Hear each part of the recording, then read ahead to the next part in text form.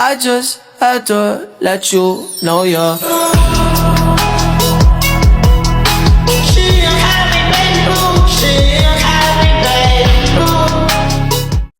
Wah, kaget. Kaget.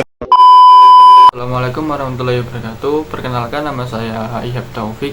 Kali ini saya akan membuat video tutorial tentang bagaimana cara pembuatan surat gugatan UN prestasi.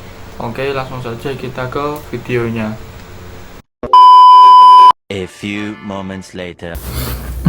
Assalamualaikum teman-teman.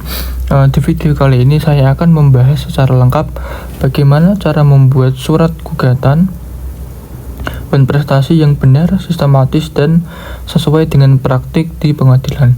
Buat kalian yang masih bingung bagaimana menyusun gugatan, terutama bagian dalil dan petitum, nah di video ini saya akan jelaskan step by step bagaimana awal sampai akhir lengkap dengan contoh nyata. Jadi pastikan kalian nonton video ini sampai selesai, karena saya juga akan kasih tips penting supaya gugatan kalian tidak ditolak oleh hakim. Nah, sebelum kita masuk ke cara membuat suratnya, kita pahami dulu sedikit tentang UN prestasi. UN prestasi itu adalah kondisi di mana salah satu pihak dalam perjanjian tidak memenuhi kewajibannya. Bisa karena yang pertama tidak melaksanakan sama sekali, terlambat melaksanakan, atau melaksanakan tapi tidak sesuai perjanjian. Nah, kalau hal itu terjadi, pihak yang dirugikan bisa mengajukan gugatan ke pengadilan. Nah, selanjutnya kita masuk ke kop dan pembuka surat. Sekarang kita mulai dari bagian pertama, yaitu pembukaan surat gugatan.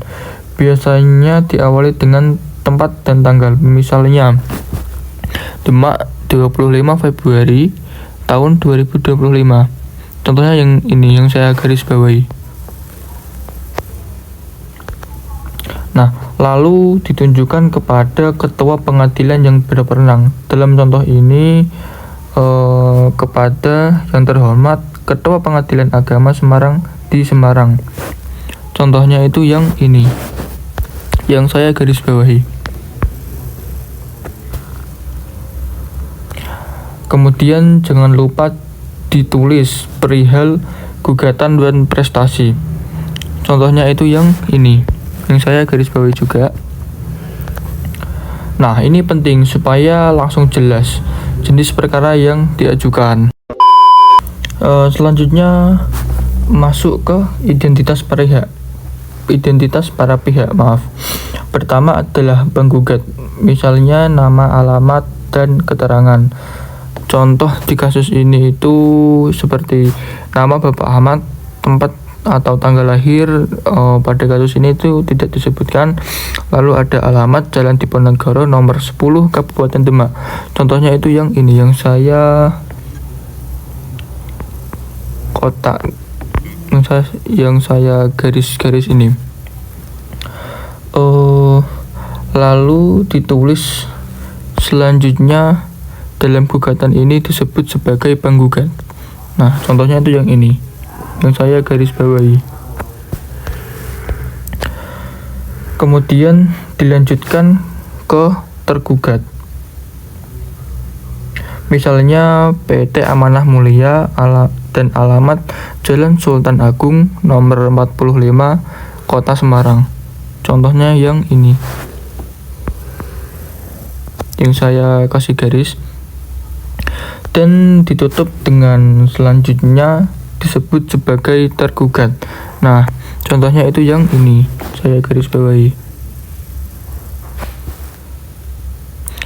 Dan di sini itu penting karena dalam gugatan harus jelas siapa yang menggugat dan siapa yang tergugat. Oke, sekarang kita masuk ke bagian paling penting, yaitu posita atau dasar gugatan. Nah, di sini kalian harus menceritakan kronologi secara runtut. Biasanya dibuat dalam bentuk poin-poin. Contoh dari kasus ini, pertama itu menjelaskan adanya perjanjian bahwa di tanggal 10 Januari 2025 terjadi transaksi jual beli emas dengan akad murabahah. Contohnya yang nomornya saya kasih, yang saya coret itu. Yang kedua, jelaskan objeknya. Objeknya itu pembelian emas 50 gram. Contohnya yang ini. Oke. Yang ketiga, dijelaskan nilai transaksi, yaitu total 80 juta dengan sistem cicilan. Nah, itu yang ini.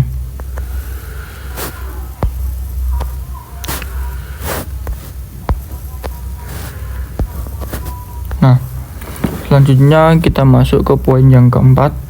Itu dijelaskan kewajiban penggugat itu sudah bayar uang muka 5 juta. Ini contohnya. Ini poinnya. Uang muka sebesar 5 juta pada saat akad. Lalu yang kelima, dijelaskan kewajiban tergugat, yaitu harus mengirim emas dalam 7 hari. Nah, di sini mulai masuk ke beban prestasi. Sampai tanggal tertentu barang tidak dikirim, sudah dihubungi tapi tidak jelas, dan bahkan stok kosong. Kemudian tambahkan sudah kirim komplain, sudah kirim somasi, dan tapi tetap tidak ada tanggapan. Ini penting sekali. Somasi itu biasanya jadi bukti bahwa tergugat sudah diberi kesempatan tapi tetap lalai, lalu ditutup dengan bahwa tindakan tersebut merupakan dugaan prestasi. Nah, posita ini itu juga memiliki bagian kerugian, biasanya dibagi dua.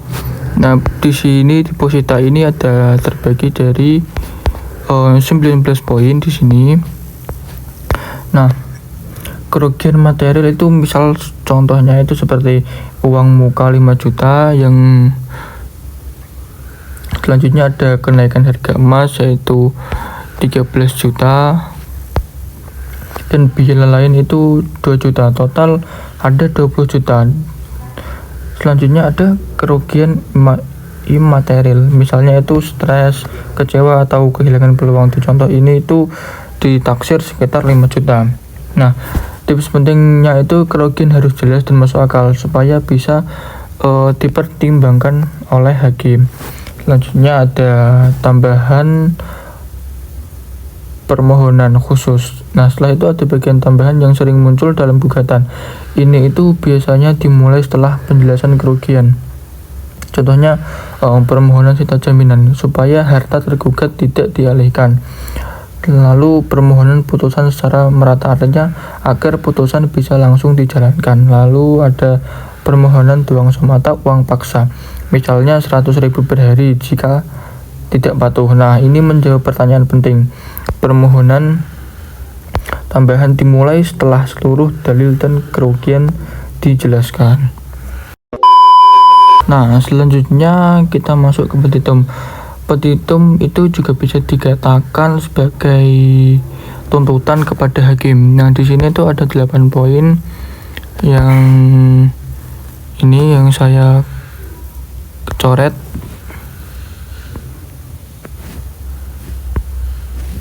Sebentar.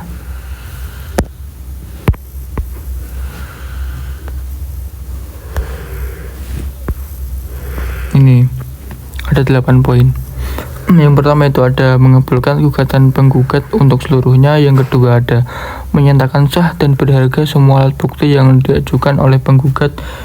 Intinya itu menyatakan tergugat dugaan prestasi. Yang selanjutnya ada ketiga, menyatakan bahwa tergugat telah melakukan dugaan prestasi. Lalu yang keempat, menghukum tergugat untuk membayar kerugian material sebesar 20 juta kepada penggugat.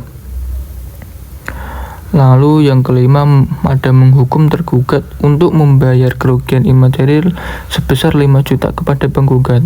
Yang keenam, menghukum tergugat untuk membayar uang paksa, atau dengan kata lain uang som sebesar 100.000 tiap hari apabila lalai melaksanakan isi putusan yang telah berkekuatan hukum tetap. Selanjutnya yang ketujuh, menyatakan putusan ini dapat dijalankan terlebih dahulu meskipun terdapat upaya hukum banding, kasasi maupun verzet. Selanjutnya yang kedelapan, membebankan seluruh biaya perkara kepada tergugat. Nah, di petitum ini itu saya memiliki tips, dan petitum itu harus sesuai dengan apa yang dijelaskan di posita. Tidak boleh tiba-tiba muncul tuntutan baru. Posita itu yang ini, yang ada 19 poin yang sudah saya jelaskan tadi. Oke, kita langsung masuk ke bagian subsidiar dan penutup. Di bagian akhir itu jangan lupa ditambahkan subsidiar, seperti mohon putusan yang seadil-adilnya. Contohnya itu yang ini.